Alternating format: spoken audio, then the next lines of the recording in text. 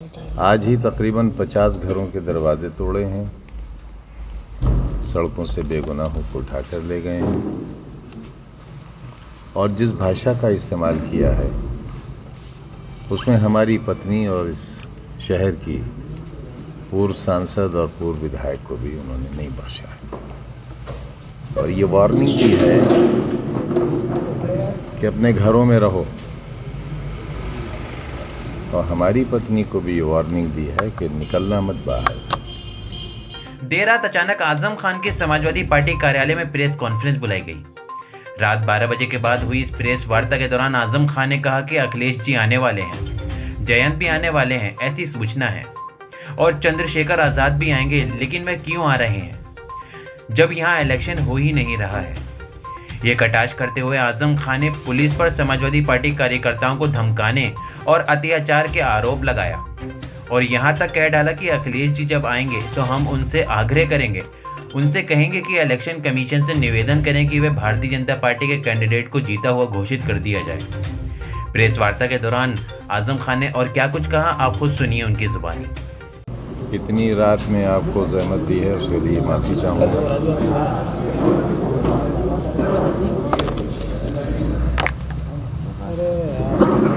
अखिलेश जी आने वाले हैं ऐसी सूचना है, और जयंत चौधरी साहब भी आने वाले हैं ऐसी भी सूचना है, चंद्रशेखर आज़ाद आने वाले हैं ऐसी भी सूचना है। लेकिन सवाल यह है कि ये लोग किस बात के लिए आ रहे हैं, क्योंकि चुनाव तो यहाँ है ही नहीं। आज ही तकरीबन 50 घरों के दरवाजे तोड़े हैं, सड़कों से बेगुनाहों को उठाकर ले गए हैं और जिस भाषा का इस्तेमाल किया है उसमें हमारी पत्नी और इस शहर की पूर्व सांसद और पूर्व विधायक को भी उन्होंने नहीं बख्शा है। और ये वार्निंग दी है कि अपने घरों में रहो, और हमारी पत्नी को भी ये वार्निंग दी है कि निकलना मत बाहर।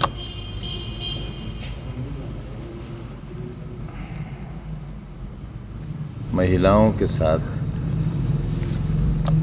ऐसी अभद्रता और ऐसी अमानवीयता और ऐसा शर्मनाक बर्ताव मेरे ख्याल से किसी भी व्यवस्था को शोभा नहीं देता।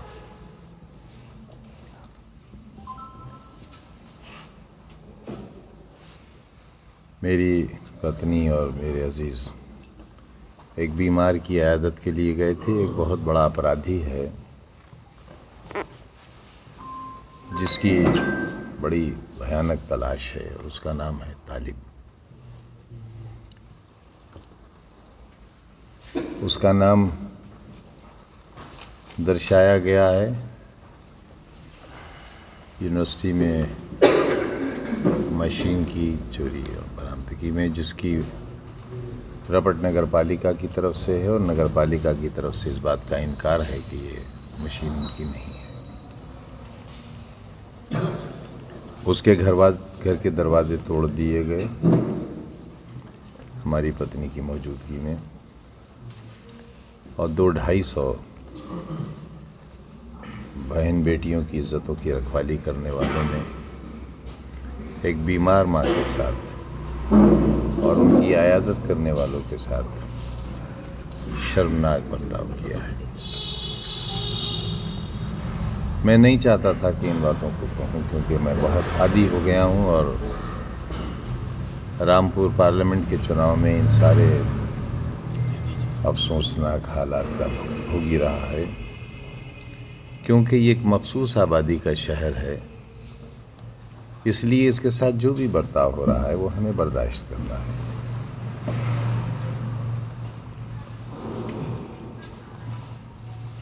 और मेरे जैसे को तो इसलिए कि जब वोट देने का मेरा अधिकार ही ख़त्म हो गया,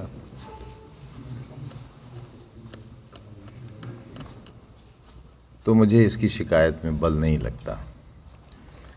लेकिन अपने कैंडिडेट के लिए, अपने पार्टी कैंडिडेट के लिए वोट मांगने का अधिकार मेरा भी बाकी है। हम इस बात पर विचार कर रहे हैं और हमारे पास वीडियोस फुटेजेस हैं, उसे हम आपको किसी ख़ास वजह से रिलीज़ नहीं कर रहे हैं, क्योंकि आपको दे देने के बाद अदालतें उसका संज्ञान नहीं लेती हैं।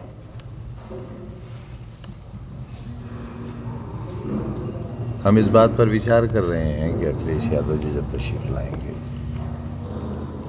तो हम ये आग्रह करेंगे उनसे कि वो इलेक्शन कमीशन से ये निवेदन करें कि भारतीय जनता पार्टी के कैंडिडेट को जीता हुआ घोषित कर दिया जाए। चुनाव की क्या ज़रूरत है जब चुनाव हो ही नहीं रहा है और जिस तरह की दहशत है, गलियों में फ्लैग मार्च और खुलेआम ये कहना, हमारे पास इसकी भी रिकॉर्डिंग है कि निकलना मत घरों से बाहर, और समाजवादी पार्टी को अगर वोट दिया तो ये घर खाली करा लिए जाएंगे।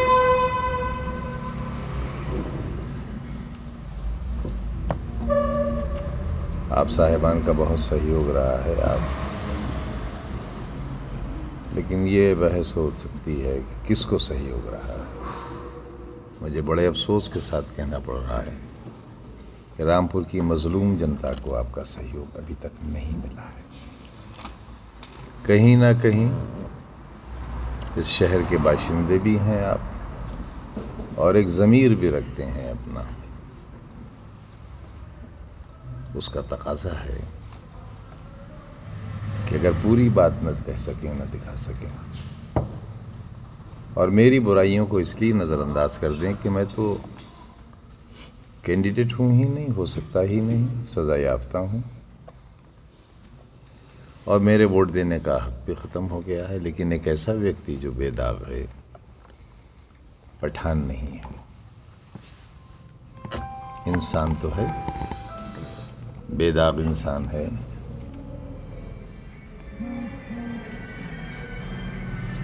हमें न बचाइए लेकिन अपने इन नामों को, जिनसे आपकी पहचान है और आपसे इनकी पहचान है, इन नामों को बचाने की थोड़ी सी कोशिश कीजिए। ये कटाक्ष नहीं है, कोई नसीहत नहीं है, सिर्फ एक दर्दमंदाना अपील है आपसे, क्योंकि वो बहन बेटियां, वो माएँ आप ही की हैं जिनके साथ बहुत अपमानजनक बर्ताव हो रहा है। बहुत बहुत शुक्रिया।